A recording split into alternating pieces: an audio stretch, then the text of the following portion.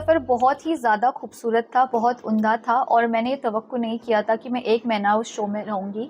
But जो मेरी शख्सियत है, नॉर्मली लगता है लोगों को कि बिग बॉस एक कंट्रोवर्शियल शो है, तो उसमें कंट्रोवर्सी पर्सनैलिटी जाती है जो फ़ाइट करती है हमेशा। बट मेकर्स को पता था जब उन्होंने मुझे कास्ट किया था कि मैं वैसी वाली फ़ाइटिंग नहीं करती या मैं उस तरीके से लहज़ा ऊँचा नहीं रखती। बट मेरी एक खुद की शख्सियत थी जो मैंने अंदर मेंटेन रखी।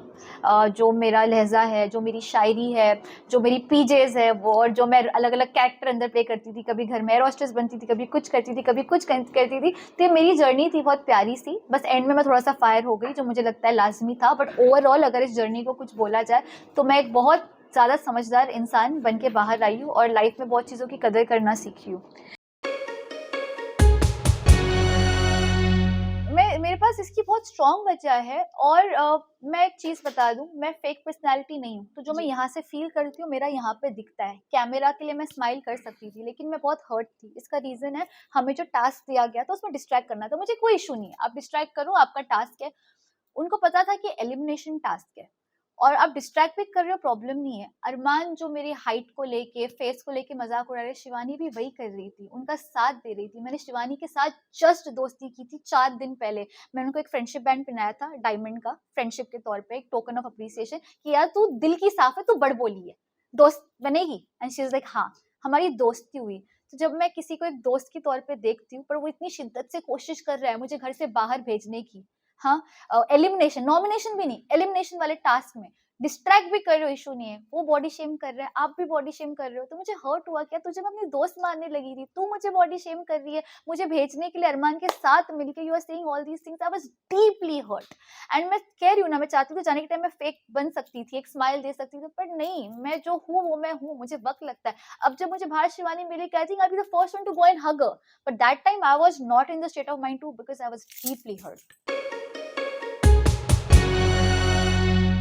आई थिंक अरमान मलिक, क्योंकि पहले उन्होंने बहुत ऑनेस्टली मुझे आके बोला था कि देख, मैं तुझे फेक मानता था, लेकिन तू बहुत जेन्युइन पर्सनैलिटी है, सॉरी, मैं तेरे को सॉरी बोलता हूँ, तू मेरी छोटी बहन की तरह है, तू इस घर का चिराग है। उनके वर्ड थे, जो अच्छा घूमती रहती है, अपनी में रहती है, अपने में मस्त रहती है, मुझे अच्छा लगता है, ये उनके अल्फाज थे।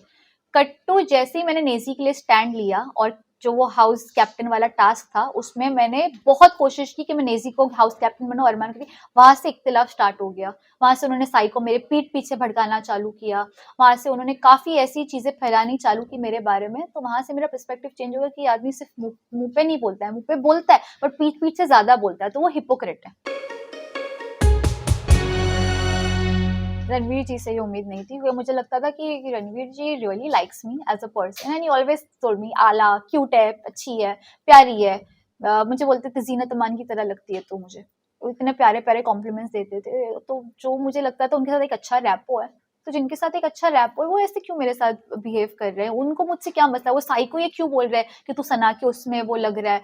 तो मुझे हर्ट हुआ वो देख के, नहीं एक्सपेक्टेड नहीं था। साई ने हाँ में हाँ मिलाया, but again I know that Sai is innocent and he has proved his loyalty, क्योंकि उन्होंने अपनी बाहर वाले की पोजीशन मेरे लिए सैक्रिफाइस की थी। बट कहीं ना कहीं गेम के चलते अरमान मलिक और रणवीर के सोबत में रहकर उनको कहीं ना कहीं मेरे अगेंस्ट कोशिश की गई करने की, और थोड़ी हद तक वो कामयाब भी हुए आई फील। बट कोई बात नहीं, उसको बाहर आने तो उसको बताती हूँ।